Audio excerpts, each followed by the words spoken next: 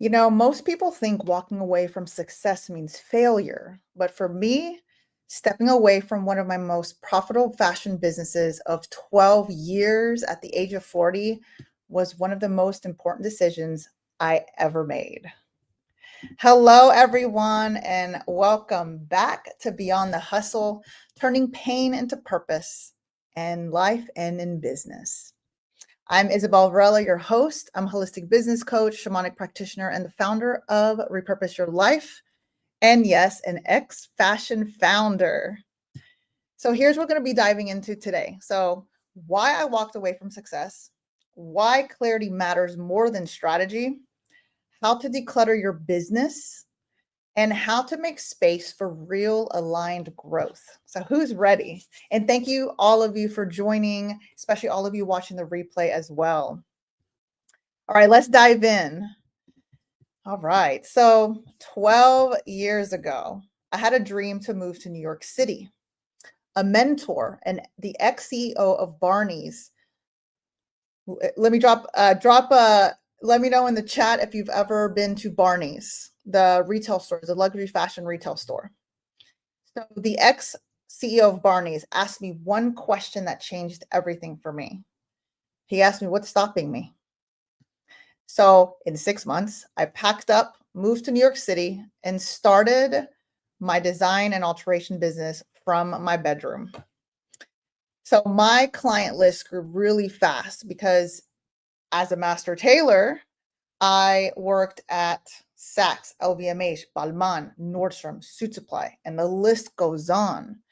And I started connecting to stylists, then moved into celebrities. I have tailored, altered, made custom dresses for J.Lo, Katy Perry, Taylor Swift, the Property Brothers, Bette Midler, Anna Wintour, Christy Brinkley.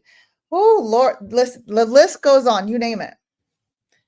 And in this business, I never used ads.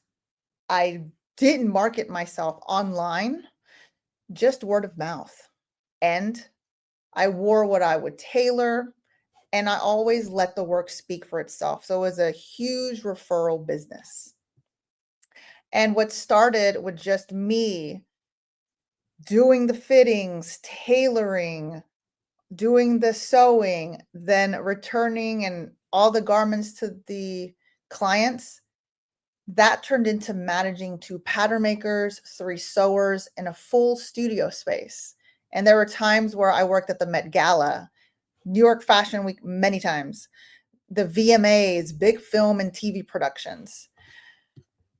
There was even a point where Gucci even offered me a position as their celebrity master tailor because as my business grew, as the word continued to spread, the work that I was doing, after 4 interviews, I said no because I knew that what I was doing, I was really growing my business at a faster pace. And here's what most people don't know. I was doing all of this while working a full-time job, building 2 other businesses, and on the side, paying off $100,000 of debt because of my shopping addiction. And for all of you that don't know my full story, I do have a documentary called Fashion Addict. You can watch it on YouTube, but it's a 12-minute short documentary sharing my story going from a shopping addict, depressed, anxious, $100 in debt, $100,000 in debt from clothing, all the way to the work that I do now through Repurpose Your Life. And now let's get into the more vulnerable pieces, because here's what most people don't talk about. Making the decision to retire 2 years before I did was very, I would say it was scary for me because I was in 2022. And I did this because 1, I was scared. Number 2, I needed time to prepare myself financially. But emotionally, the more that I waited, the more I felt resentment, exhausted, anxious, and a lot of fear. But I knew that that wasn't right for my clients, the energy that I was putting out into the work that I was doing. And I knew that eventually I was going to have to cut the cord and just retire my business. And it wasn't because it wasn't successful. It was, and still to this day, I still get texts from stylists. I still get texts from my old clients asking, "Hey, are you still doing this?" Because again, because of the referrals, because the work spoke for itself, but I wasn't connected to it anymore. And from 2022 to 2024, I knew that I'm going to have to allow myself some space to get ready. And I was just tired of going through the motions of something that no longer was aligned. And letting go meant letting a part of me die. And this is the identity that I'd built around tailoring. I was known for this. I was successful. My work spoke for itself. It expanded into VIP celebrities asking to work with me. But that night that I decided, I cried. I questioned everything because, oh my God, what have I been doing all these years? Who am I going to be next? Who am I now? And there is a grief in retiring that business. And that tension, it's part of the clarity that was unfolding. But I gave myself that space. I sent those emails to my clients. I recommended replacements. I closed my studio, sold my tools, space, everything. And it wasn't overnight, like I shared. It did take 2 years to say yes to the unknown. Because when you build something with your blood, sweat, and tears, it's very hard to let go. But despite all of that success, 6 figures, industry recognition, I felt exhausted. And I walked away. And that no gave me everything: peace, alignment, clarity, space to build what I really wanted. My purpose-driven business, Repurpose Your Life. And here's the truth: if your business isn't built from clarity, you're just recreating your trauma in pretty packaging. Because what people really don't talk about, and it should be, is building a business is personal development on crack. Because what is happening in your business is also being reflected in your life and vice versa. And something that I do every 8 weeks is my 3-day mastermind, and we clear 3 levels of clutter. Emotional clutter, which is shame, fear, identity, confusion. Number 2 is energetic blocks. Those things that are unseen, the exhaustion that repels aligned clients. And number 3, strategic confusion, because the work that I do is not just strategy, it's strategy and soul. And with the strategic confusion, we're clearing those offers that don't make sense, that aren't aligned, that aren't reaching your clients, unclear positioning, and a messy back end. And just to give you an example, because sometimes when we talk about energy, it goes to the woo-woo side. But let me ask you a question and let me know down in the chat or in the messages. And definitely for all of you watching the replay, in the comments.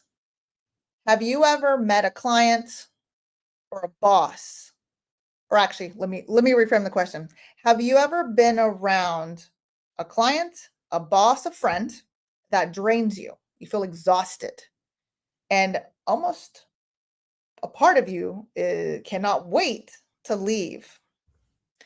That, my friend, is energy.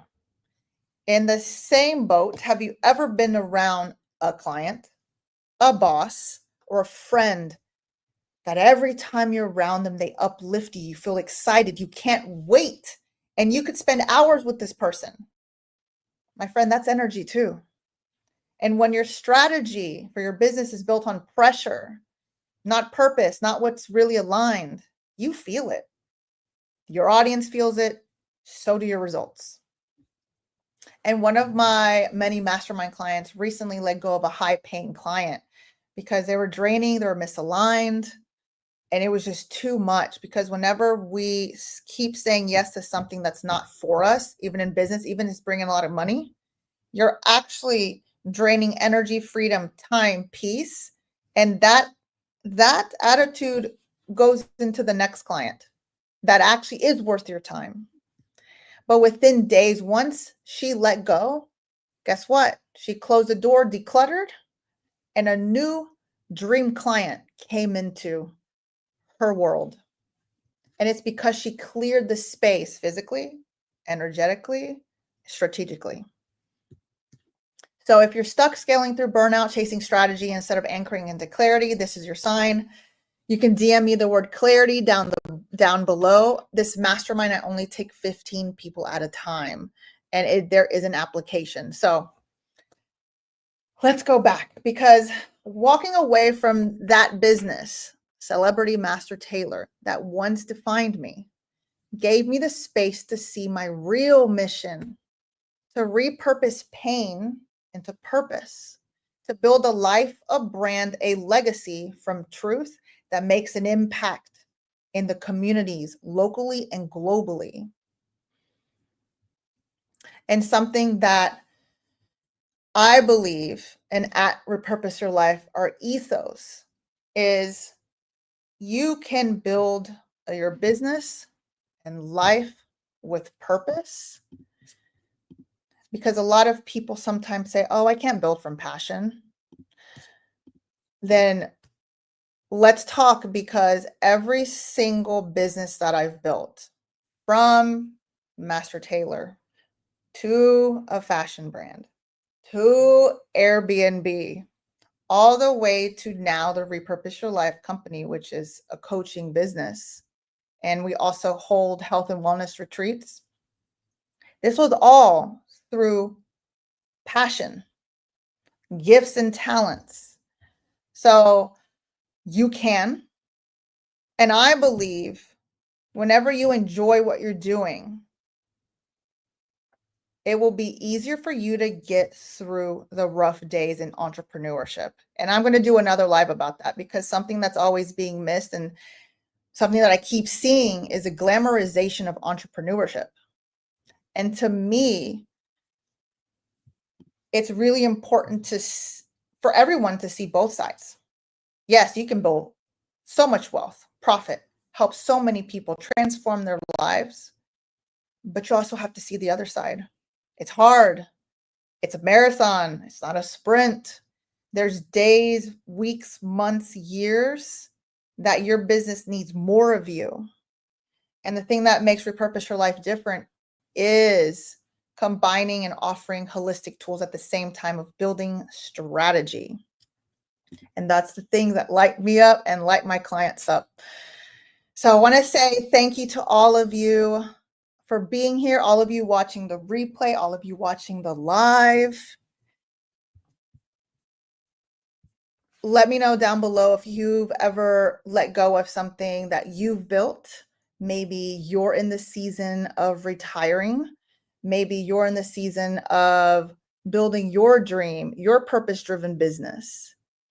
I would love to hear from all of you. And before I end, make sure to catch us for the next Beyond the Hustle. I'm going to be bringing in a founder who has built her own lane in an industry that didn't welcome her.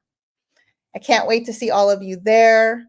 And I'll see you next time on Beyond the Hustle, turning pain into purpose in life and in business.